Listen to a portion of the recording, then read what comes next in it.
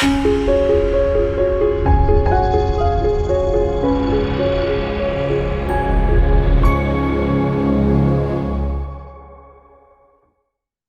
everyone, welcome back to the Neurologic Wellness Podcast. I'm Dr. Joe, and today I'm here with Evidence Njoku. Thank you for joining us today. Definitely. So, Evidence, can you tell us a little bit about who you are and what you want to talk about today? I'm Evidence. I grew up in Jersey. I graduated from Wayne Hills High School in 2017, and Dr. David Traster also graduated there as well, like years prior, obviously. So a little bit about me, just nothing crazy. I grew up playing football and sports my whole life. I accepted a full scholarship offer to the University of Miami. I ended up transferring to UCLA and then ultimately to the University of Nevada, Reno. And I think it was my freshman or the spring of my freshman year was when I finally connected with Dr. David Travisser and you in the previous Miami facility, not the Boca Raton one, before you guys moved to Chicago. Mhm. And that's kind of how this relationship started. Honestly, that's kind of how I started, becoming more perceptive on how the brain actually works and how you guys pretty much introduce all these kinds of like holistic aspects of like healing to kind of heal all the post-concussive issues that I wasn't even aware to. So, I mean, I'm just grateful that, that happened. And I want to kind of just project what I went through and like what I experienced, you know what I mean? So, For sure. And so, can you tell the audience a little bit about why you initially sought care down in Miami? yeah. So initially, it wasn't even for any kind of neurological work or any kind of, maintenance, if you will. I I don't know if you remember the knee surgery that I had or the Hmm. procedure that I had. That was my yeah, so that was the spring of my freshman year. And so yeah, that happened. And at first, I was just trying to, use the ARP wave in the office that you guys had in Miami, Hmm. about 20 minutes from campus. And I know that it had some kind of neurological functioning with it. Hmm. And I was really persistent on trying to connect with the doctor down here in Miami. And I was, grateful to God that, Dr. David Trapp, it's just crazy how God works sometimes. You know, just, how everything's kind of so connected. So that was like, I went to the facility for initially first my knee. And then that's when you guys started to teach me about, all these eye movements and the, neurological work and how the eyes are correlated with brain function and everything. And that's when kind of this all started of me starting to seek more, help with, the other side of, sports, you know what I mean? The more Yeah. compact side. So Yeah. So you came for the ARP and you stayed for the neuro, huh? yeah, bro, honestly, I'm just Yeah. really grateful for you guys. You guys are awesome. You guys are very special people for real. Oh, thank you. And we feel the same about you. It's Thanks, always man. always special having you in the clinic. Thanks for having me. Um, what did some of the therapies look like that you think really helped you out, and how did that translate to your on-field performance and maybe off-field performance too? Dude, I mean, honestly, and that's a great question. In terms of how demanding football is or any sport, Mm. when you typically look at a sport, you kind of think that it's just all physical. You think that it's just all physical movements and, coordination. And these are things that are like muscle memory that is like strengthened over time.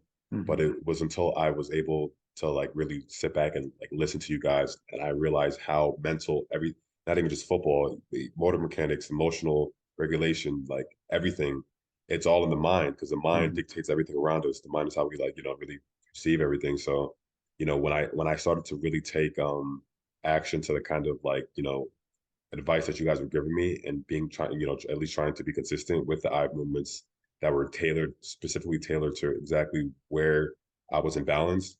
I don't know if it's just me or, maybe I'm just like aware to, the kind of shift that I felt, but, I kid you not, like suppose I would come on a Tuesday and Thursday I would have a practice or a walkthrough, I would feel more balance on my feet. I would Hmm. feel more like present. I would feel more focused. I would feel more like coordinated. I would feel my cuts more crisp. I would feel like my route running wasn't as mentally strenuous in the sense of where suppose I'm running a 10-yard dig and I know that I have a 10-yard dig. It was much more, okay, I'm running a 10-yard dig and I'm running the dig without thinking. And I've Hmm. never felt that, especially given the kind of injuries that I went through at the University of Miami. Hmm. You guys offered such a kind of relief in the sense that it gave me more power to focus on the game rather than overthinking the game. And Hmm. I don't know if it was just maybe a buildup of me playing football my whole life, but I felt like you guys gave me a a component back, or like an aspect back to my game, which just, Hmm. made me feel more comfortable on the field. And when you feel good, you play good. You know what I mean? So For sure. And yeah, and people I think often forget that, your muscles are kind of dumb. Like they don't really know what to do. They only know what exactly. to do based on what the brain is telling it, Mhm. or telling them. So if there's any kind of imbalance in your brain, or maybe you're not perceiving your environment appropriately, you're not going to be able to then activate your muscles appropriately. And I think that's Definitely. something you were experiencing. And then, you got that addressed, and now all of a sudden things came so much smoother, so much easier for you, right? Definitely, definitely, without a doubt, bro. Like even regardless of football, like there was a time when I personally wasn't feeling right, and I thought that it was more like emotional or just like situational. But Hmm. after coming to, I don't remember if when David and I came to Chicago, Hmm. and that we went that anti-gravity device. That was when I really was like, whoa, like these guys really know what they're talking about. Like Hmm. I started to feel lighter in my feet, and it was just like, sunshine and rainbows. So Hmm. Sunshine and rainbows. We should put that on our sunshine and brochure. rainbows, bro. Sunshine and rainbows, honestly, because I Yeah. know exactly, and, and I hope in this interview, not only football players, but even hockey players or any athlete Hmm. that could be exposed to the kind of things that we are, exposed to in the sport. Hmm. Obviously, it's not just neurological; it could be physical. I hope that this interview could give people more confidence to actually want to look within, rather than just thinking that it's their fault or it's their game or they're not performing at a high enough Hmm. level, which could then translate to like anxiety and then like all these kind of jitters that I felt in my career that I didn't really understand where it was coming from. Hmm. That's my ultimate goal. But yeah, And that's a good, that leads me to this next question. But as a patient athlete, how might you, I guess, tell or convey to other athletes that, maybe this type of work is going to be right for you, or maybe this type of work is something that they should consider? definitely. That's a great question. And if I would say anything of that nature or answer a question of that nature to an athlete, I would pretty much, reference the importance of the personal health of the athlete rather than just the competitive nature of the athlete, because people kind of look at athletes as if we're these like warlords or these like, gladiators. And sure, we have that kind of frame, but we are Hmm. still people, you know what I mean? And Hmm. I've never really been around a practice in, ever in my life where I'm with people that care so much about the athlete personally, because I think you guys are more knowledgeable to know that the athlete's personal performance Hmm. is a direct reflection to how he's going to perform in a game, in a practice, in any kind of like physical simulation. And I've trained with a lot of people. I've trained with a lot of people all over the country, and I think that you guys have such a clear balance of care and like physical and like neurological work. Like it's not just neurological work, it's not Hmm. just physical, because you guys used to put me through even rehab protocols that I wasn't even exposed to when I was working with physical therapists. Like you Hmm. guys really kind of surprised me in a lot of different facets. And like I think that that's a reflection to how much you care about athletes and the kind of just even patients altogether. So Hmm. Yeah, yeah, thank definitely, you. bro, for sure. Um, You mentioned a lot about the rehab process that you went through Sure. here, and how you felt so much stronger and crisper on the field.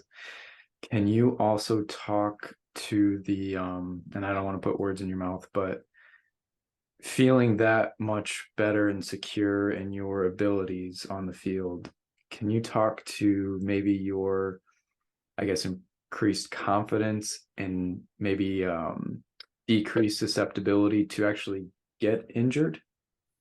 Is that something you noticed? Well, yeah, I mean, once that veil of like awareness is like, okay, like, I get injured, okay, but then I'm back to origin, and I get injured again, then I'm back to origin. Like, Hmm. it's like a kind of a curse and a blessing, because it's kind of empowering to understand, okay, like I'm not okay right now, but it's kind of it's a blessing in that function, but it's a curse in the sense that you're so aware and like not necessarily sensitive to your like immediate surroundings to the point where it's like, damn, like not again, or I feel like this, you know what I mean? It's like Hmm. it's like a fine line where okay, like I have power, but you're kind of, you can see and feel everything so like accurately, which no athlete wants to not feel their best, so Mhm. that's what I'll say. Yeah.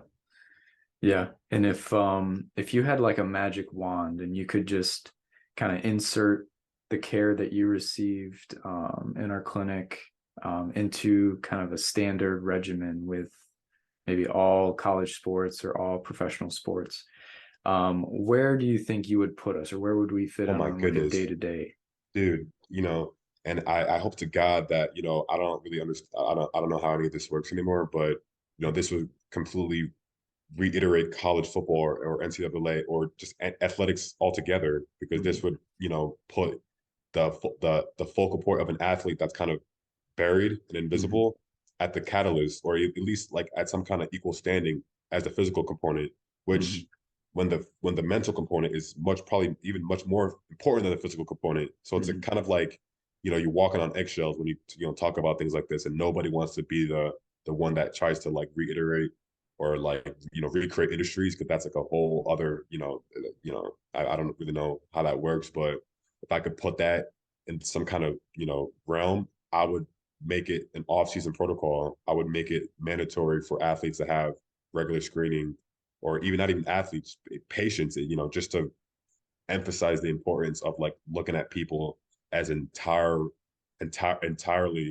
mental and like physical beings, because that's what Mhm. we are. You know what I mean? I feel like the mental part is kind of like under the rug, especially in the athletic world. For sure. And I mean, you've been around it for so long, but obviously, athletes are trying to get an edge any way they can. And typically, the traditional route is to, you know, Train harder. maximize training efficiency, maximize diet efficiency. But I don't think many people have looked into maximizing their neural performance. And I think Yeah, that's the next frontier of of performance course. enhancement. Of course, of course. I mean, look, you know, I know where I was in terms of like, my capability just to like, do, normal things.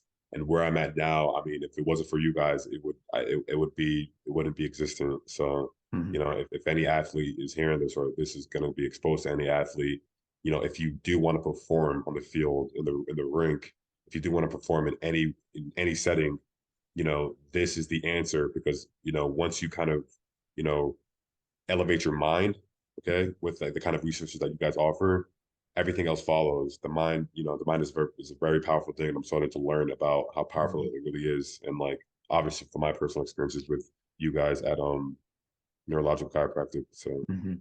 Yeah, yeah, for sure. And I mean, the brain and the mind, that's everything that controls everything. It's the start and the stops of yes, everything. sir. So, And even that, wait, let me add, and let's take away from like the competitive aspect of it, mhm. just like even interpersonally speaking, like Mhm. a lot of athletes are not okay emotionally, they're Mhm. not okay mentally, and we have this facade and this veil that we are like entitled to like just keep pushing, which is fine. I feel like Mhm. that's what makes us kind of as like applauded, but Mhm.